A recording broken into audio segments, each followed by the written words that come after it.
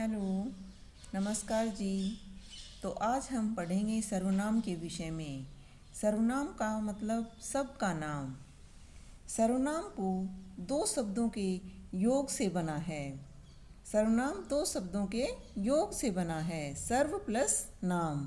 अर्थात जो नाम सब के स्थान पर प्रयुक्त होता है उसे सर्वनाम कहा जाता है। कुछ उदाहरणों से समझिए। मोहन 11वीं कक्षा में पढ़ता है। मोहन स्कूल जा रहा है।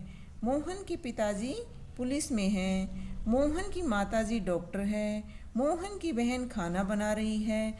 तो उपयुक्त वाक्यों में मोहन क्या है? संज्ञा है। इसका बार बार प्रयोग हुआ है। बार बार मोहन शब्द का प्रयोग दोहराने से वाक्य अरुचिकर और कम स्तर के बन जाते हैं। यदि हम इन वाक्यों में मोहन को छोड़कर अन्य जगह पर सभी जगह सर्वनाम का प्रयोग करें तो वाक्य रुचिकर और आकर्षक बन जाएंगे। जैसे मोहन 11वीं कक्षा में पढ़ता है। इसमें क्या हुआ? संज्ञा का प्रयोग हुआ है मोहन। तो हम इसकी जगह अगर आगे के वाक्यों में वह स्कूल जा रहा है मतलब सर्वनाम का प्रयोग कर दें तो वाक्य सुंदर और आकर्षक लगेगा। उसके पिताजी पुलिस में हैं। उसकी माताजी डॉक्टर हैं। उसकी बहन खाना बना रही है। तो इस प्रकार से हमने संज्ञा के स्थान पर किसका प्रयोग किया? सर्वनाम का प्रयोग कर दिया, जिससे कि वाक्य रुचिकर और आकर्षक लगने लग गए। सर्वनाम की परिभाषा। अब हम पढ़ेंगे सर्वनाम की परिभाषा। जिन शब्दों का प्रयोग संज्ञा के स्थान पर किया जाता है उन्हें सर्वनाम कहते हैं।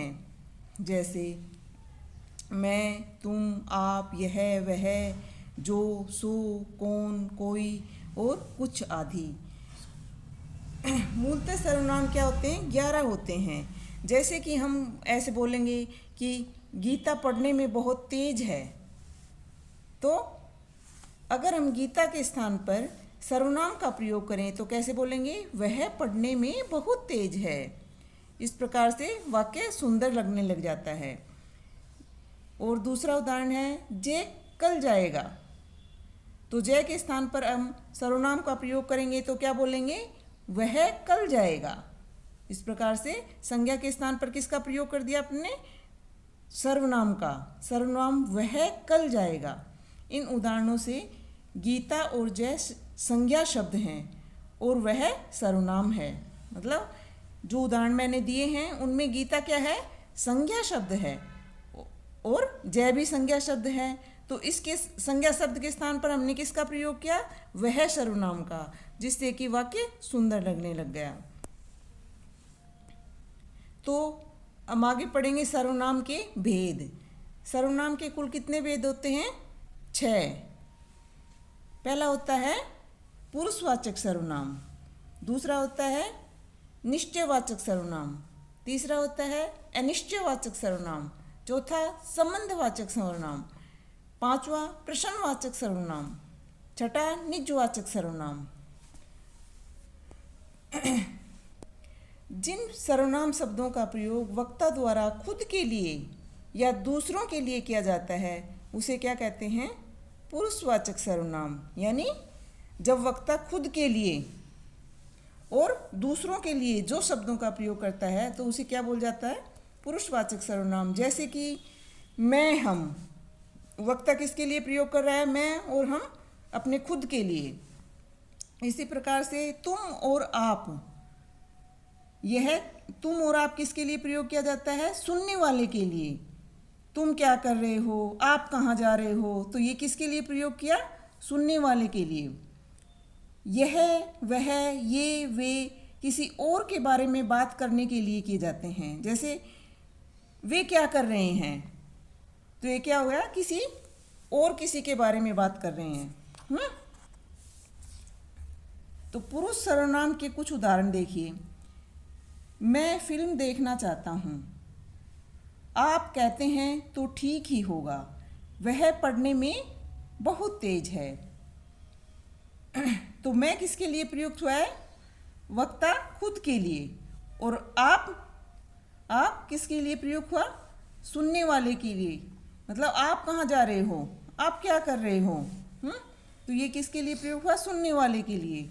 वह पढ़ने में बहुत तेज है, ये किसके बारे में प्रयोग हुआ, हम मतलब किसी के दूसरे के बारे में अपन बात कर रहे हैं जैसे, तो वह किसके लिए प्रयोग हुआ कि भाई नमन तो बहुत पढ़ने में होशियार है, उसकी जगह हमने वह बोल दिया, सर्वनाम का प्रयोग किया, वह पढ़ने में बहुत तेज है। तो वह किसके लिए सर्वनाम का प्रयोग हुआ इसमें। हाँ, जैसे मैं, तुम, वे, ये सभी क्या हैं, सर्वनाम, पुरुषवाचक सर्वनाम। पुरुषवाचक सर्वनाम 3 प्रकार के होते हैं, उत्तम पुरुषवाचक, मध्यम पुरुषवाचक और अन्य पुरुषवाचक। उत्तम पुरुषवाचक बोलने वाला, मध्यम पुरुषवाचक सुनने वाला, अन्य पुरुषवाचक अन्य व्यक्ति के लिए। तो उत्तम पुरुषवाचक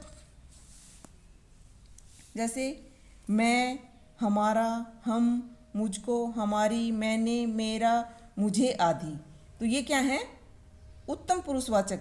जैसे कि मैं स्कूल जाऊंगा, तो इसमें उत्तम पुरुषवाचक यानी मैं का प्रयोग हुआ है। हम मतदान नहीं करेंगे, तो इसमें किसका प्रयोग हुआ, हम का, हम सर्वनाम का, तो इसमें क्या है, उत्तम पुरुषवाचक सर्वनाम। फिर है मध्यम पुरुषवाचक सर्वनाम।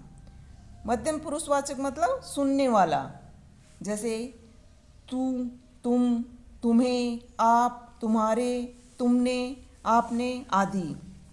जैसे कि तुम सो जाओ, तो इसमें किसका प्रयोग हुआ है, तुम का, तुम सर्वनाम का, तुम सो जाओ, इसमें मध्यम पुरुषवाचक सर्वनाम का प्रयोग हुआ है। तुम्हारे पिताजी क्या काम करते हैं, इसमें तुम्हारे का प्रयोग हुआ है, यानी मध्यम पुरुषवाचक इसमें क्या है, तुम्हारे। फिर है अन्य पुरुषवाचक। अन्य पुरुषवाचक मतलब अन्य व्यक्ति के लिए, जब हम किसी और के विषय में बात करते हैं, जैसे उसे कुछ मत कहना, तो इसमें उसे क्या हुआ, इसमें अन्य व्यक्ति के लिए प्रयोग हुआ उसे, इसलिए इसे अन्य पुरुषवाचक बोलेंगे। वह कल विद्यालय नहीं गया, इसमें वह मतलब कोई और ही कोई व्यक्ति है, तो वह उसका नाम की जगह हमने सर्वनाम का प्रयोग किया कि वह कल विद्यालय नहीं आया, तो ये क्या हुआ, अन्य पुरुषवाचक सर्वनाम। चलिए अब हम आगे पढ़ते हैं।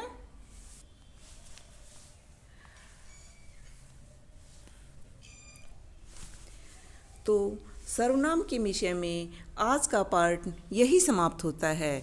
अगला पार्ट मतलब सर्वनाम के विषय के भेद, बाकी के 5 भेद हम अगली वीडियो में मतलब नेक्स्ट डे जो वीडियो आएगी उसके अंदर दिखाएंगे, जिसमें हम सर्वनाम के बाकी बचे हुए 5 भेद बताएंगे। निश्चयवाचक सर्वनाम, अनिश्चयवाचक सर्वनाम, संबंधवाचक सर्वनाम, प्रश्नवाचक सर्वनाम और नीचवाचक सर्वनाम। तो अगली वीडियो में हम इन विषय में पढ़ेंगे। तो आज का बस यही समाप्त हुआ। तो आपको अगर मेरी वीडियो पसंद आई हो तो उसे लाइक करना और चैनल को सब्सक्राइब करना और बेल आइकन को दबाना। धन्यवाद।